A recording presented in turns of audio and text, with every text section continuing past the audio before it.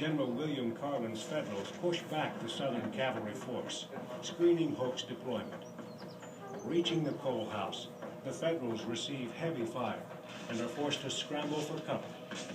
Carlin deploys to clear the road as the Army of Tennessee moves into striking position. At noon, Carlin launches a probing attack on the Confederate line. The Federals are repulsed with heavy casualties, and General James Morgan's division soon joins on Carlin's right.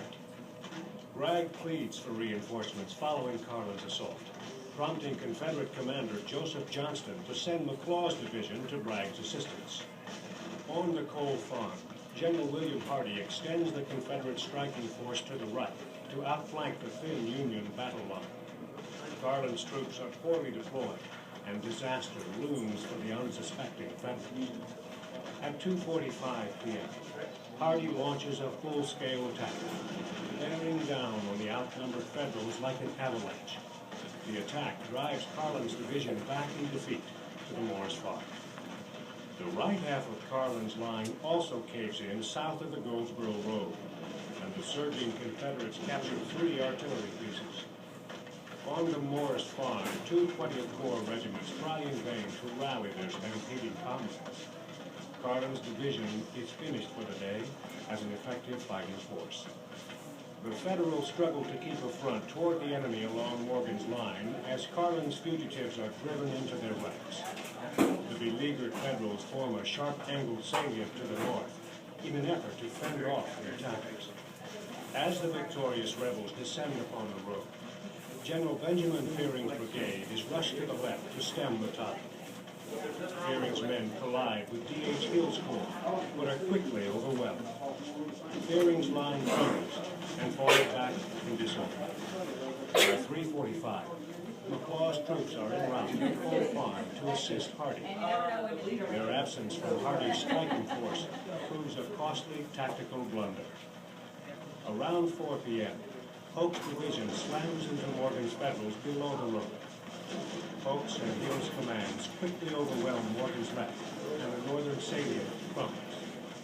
The 34th Illinois stands firm, however, preserving the division's security.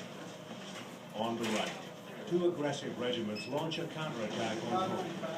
A violent hand-to-hand struggle ensues in the Smoky Wilderness, and a soldier of the 14th Michigan captures the battle flag of the 40th North Carolina. Having knocked Fearing's brigade aside, troops from Hill's command pour into the resulting gap and veer eastward toward Morgan's line.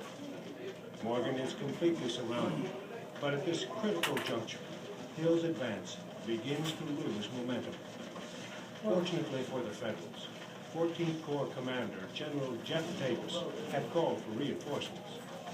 General William Cogswell's 20th Corps Brigade is dispatched to the Union right and stumbles upon Hill's men as they attack Morgan.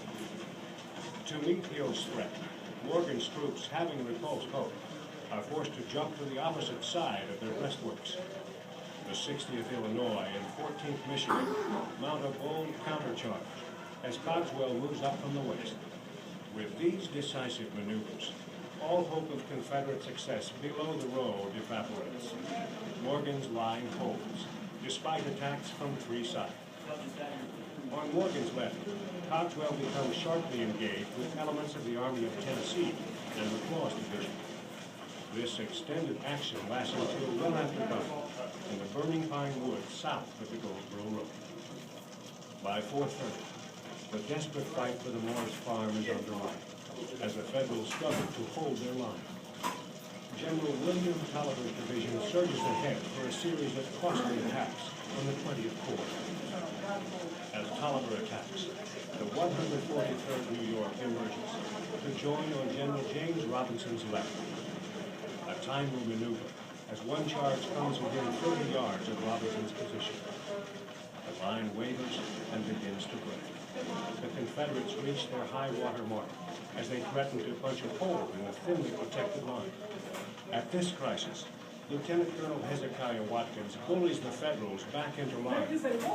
Tolliver's Greenhorns, with General William Bates veterans, are punished severely by massed artillery and infantry fire.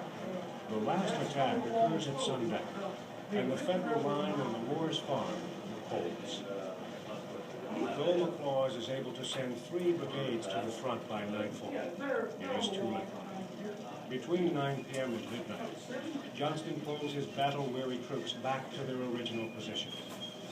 Lacking sufficient numbers for a decisive victory, the Confederates fail to carry the day, and the battle ends in a tactical draw.